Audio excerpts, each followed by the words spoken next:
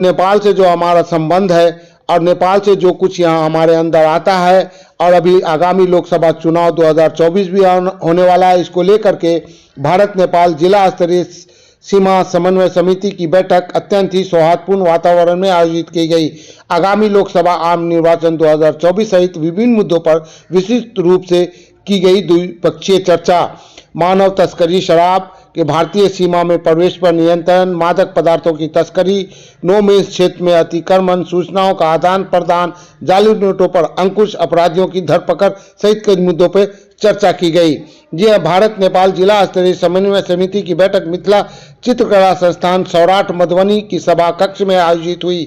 जिलाधिकारी अरविंद कुमार वर्मा मधुबनी एवं एसडीपीओ धनुषा चक्रपाणी पांडे की संयुक्त अध्यक्षता में बैठक आयोजित हुई, जिसमें प्रमंडलीय आयुक्त मनीष कुमार एवं डीआईजी बाबूराम सहित दोनों पक्षों के प्रतिनिधिमंडल के सदस्यों ने भाग लिया।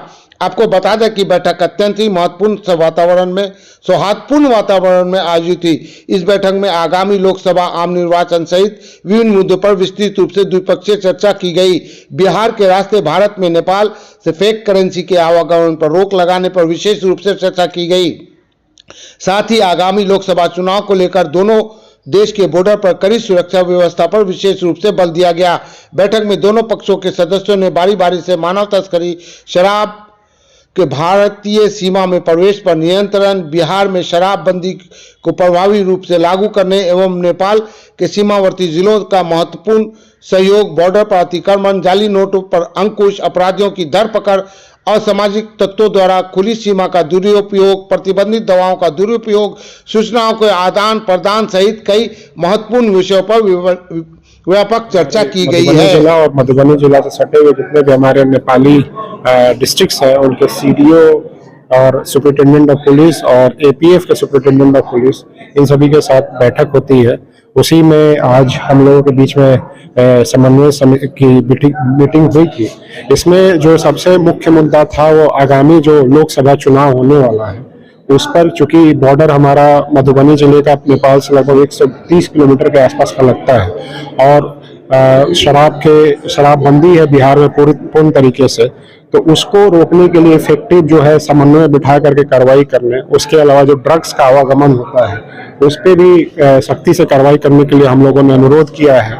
और जो इलीगल इमिग्रेंट्स होते हैं, थर्ड कंट्री नेशनल्स होते हैं, उनका जो आवागमन है, इलीगल तरीके से एंट्री होता है, उस चीज़ को रोकने के लिए भी हम लोगों ने अनुरोध किया है।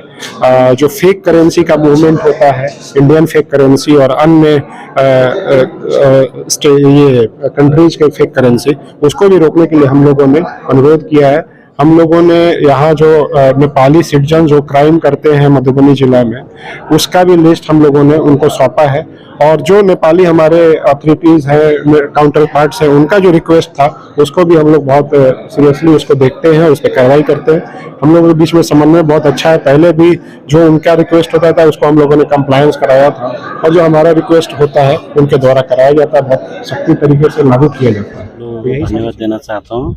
अभी मधुबनी के डीएम साहब ने जो बोला है उसी बातों पर दोनों देशों का ये तो रेगुलर मीटिंग है। ये क्रॉस बॉर्डर इश्यूज का सवाल हम लोग बार बार छलफल करते हैं, म्यूचुअल अंडरस्टैंडिंग करते हैं। यही बात है। अभी जो डीएम साहब बोला है उसमें हमारी तरफ से भी सहमत हुआ है। बहुत सौहार्द वातावरण में ये मीटिंग संपन्न हुआ है। ये चुनाव को लेकर क्या लगता है?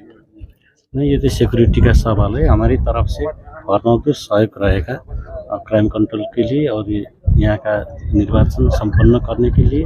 जो अभी डीएम साहब बताए उसको हम लोग पूरे समर्थन